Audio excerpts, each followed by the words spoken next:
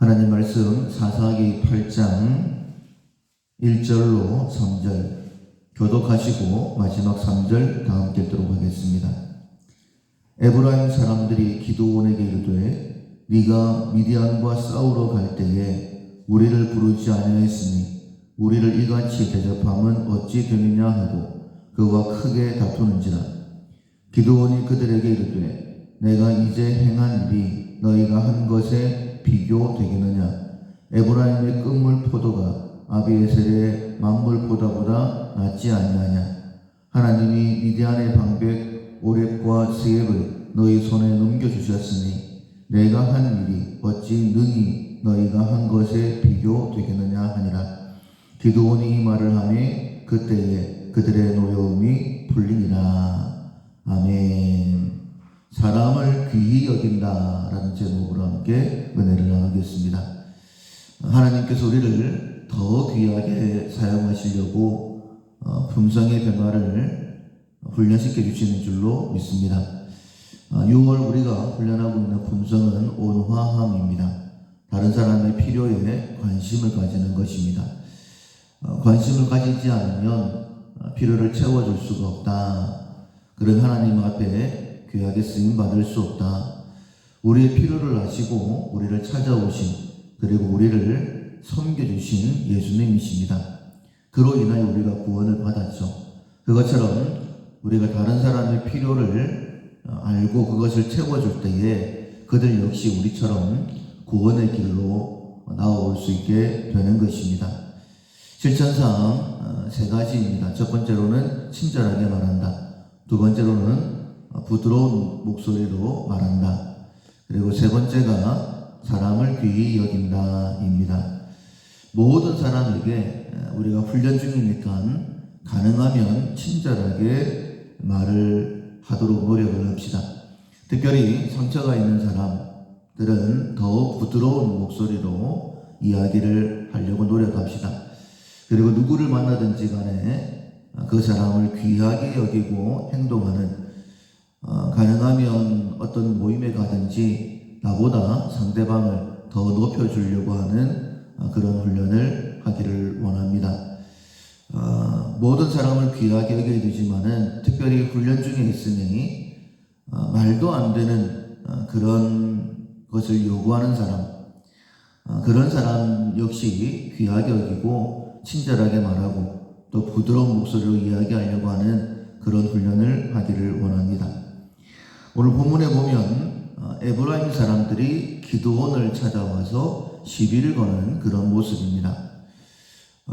하나님께서 미디안의 손에서 이스라엘을 구원해내시기 위해서 사사로 기드온을 세우셨죠.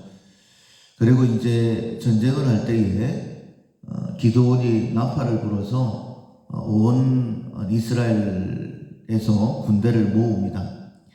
근데 그 가운데 이제 많은 사람들이 우리가 볼 때는 적은 수이지만은 하나님께서는 이렇게 많은 사람으로서는 내가 역사하지 않겠다라고 말씀하셨고 돌려보내시죠. 두 차례에 걸쳐서 돌려보내시고 남은 자가 300이었습니다. 이 300을 데리고 미디안과 싸울 때에 그들에게 무기는 횃불과 그리고 항아리밖에 없었어요. 나팔밖에 없었어요. 그리고는 외치는 것밖에 없었습니다. 밤에 기드온이 300 용사와 함께 미디안을 급습을 했고, 그리고 횃불을 깨뜨리면서 항아리를 깨뜨리면서 그 안에 횃불을 높이 들고 나팔을 불면서 여호와를 위하라 그리고 기드온을 위하라라고 외쳤을 때에 하나님께서 역사하셨죠. 하나님의 역사를 인하여 미디안 군대가 자기들끼리 치고받고 싸우고 그러면서 승기가 기드온에게 이제 오게 되어집니다. 그때 이제 미디안 사람들이 도망을 하게 되는데 그때에 7장 마지막 부분에 보면 기드온이 에브라임 사람들에게 기별합니다. 그쪽으로 지금 미디안 사람들이 도망을 가고 있으니까는 나루터를 지키고 있다가 이 미디안 사람들을 죽여라 라고 했고, 에브라임 사람들이 이제 도망치는 미디안 사람들, 특별히 그 두 방백 오렙과 스앱을 죽이는 그것으로 7장의 내용이 마무리되고 있습니다. 이처럼 전쟁이 끝나고 난 다음에 그냥 다 같이 기뻐했으면 좋겠는데 오늘 우리가 함께 읽었던 것처럼 에브라임 사람들이 찾아왔습니다. 그리고 하는 말이 미디안과 싸울 때에 우리를 부르지 않냐는 것, 그것이 합당하냐라고 이제 시비를 거는 것이죠. 분명히 기드온은 나팔을 불어서 온 이스라엘 백성들을 소집을 했습니다.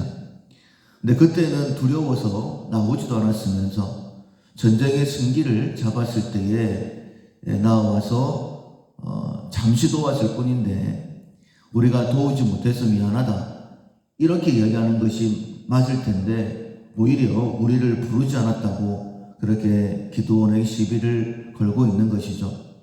그때 기드온이 선우를 이야기하면서 누가 잘못했는지 따져보자라고 얘기를 하면서 그렇게 잘잘못을 따지지 아니하고 오늘 본문에 보면 유순한 말로 대답을 하죠. 내가 이제 행한 일이 너희가 한 것에 비교되겠느냐. 에브라임의 끝물 포도가 아비에셀의 만물 포도보다 낫지 않느냐. 너희가 행한 일이 훨씬 더 크다라고 이야기를 합니다.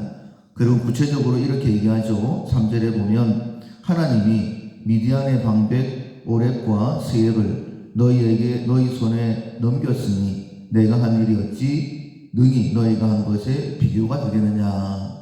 친절하게 얘기한 것이죠. 아마 더 부드러운 목소리로 이야기를 했을 것입니다. 그때에 그들의 노여움이 풀렸다. 노여워했다라는 것 자체가 말이 안 되는 그런 상황입니다. 그런데 하나님께서 기드온에게 그런 마음을 주셨고 기드온이 에브라임 사람들을 귀하게 여겼기 때문에 분쟁 없이 이 문제가 해결이 되어졌고 하나님께서는 기드온을 칭찬하시듯 참 잘했다 라고 칭찬하시듯 오늘 말씀을 기록해 놓으시고 우리에게 본을 보여주시는 것입니다. 오늘 우리가 하나님의 말씀대로 또 내가 해야 될 일들을 잘 했음에도 불구하고 이처럼 말도 안 되는 그런 일이 우리에게 일어날 수도 있습니다. 괜히 시비를 걸 수도 있다는 거예요. 그때에 다시 한 번 더 훈련을 했으면 좋겠습니다. 하나님께서 우리를 귀하게 여기셔서 우리를 찾아오시고 섬겨주셨습니다. 그때 우리는 연약한 자들이었고 죄인이었고 하나님과 원수였습니다. 그럼에도 불구하고 우리를 섬겨주셨기에 우리가 구원받은 것이죠. 오늘 내가 만나는 모든 사람들, 그 사람들을 귀하게 여기고 섬깁시다. 특별히 내 옆에 있는 사람들 그냥 쉽게 얘기함으로 인하여서 때로는 상처를 줄 수도 있지 않습니까? 제가 이제 아내에게 불을 좀 끄고 다니지 이렇게 얘기할 때는 두 가지 마음이 있어요. 하나는 불 좀 꺼라 이런 의미도 있고 또 하나는 말 한마디 더 붙이고 싶어가지고 그냥 그렇게 얘기를 합니다. 근데 좋은 마음으로 얘기했다 할지라도 듣는 사람 입장에서는 내가 불도 안 끄고 다니는 사람으로 생각하나 항상 그런 것도 아닌데 좀 불편한 마음을 가질 수도 있겠죠. 말 한마디 더 붙이고 싶으면 꼭 그렇게 말을 안 하고 더 좋은 말을 할 수도 있지 않겠습니까? 많이 피곤한 모양이지 힘들지 이렇게 얘기해 줄 수도 있는 부분인데 쉬운 사람이다 보니까는 쉽게 얘기하다 보면 의도치 않았던 그런 마음의 상처가 생길 수도 있는 것 아니겠습니까? 하나님께서 우리에게 원화함이라는 것을 훈련시키시고 그것을 통하여 모든 관계를 회복시키고 그 가운데의 복음이 더 힘있게 증거되기를 원하시며 우리를 사용하기를 원하시는 줄 믿습니다.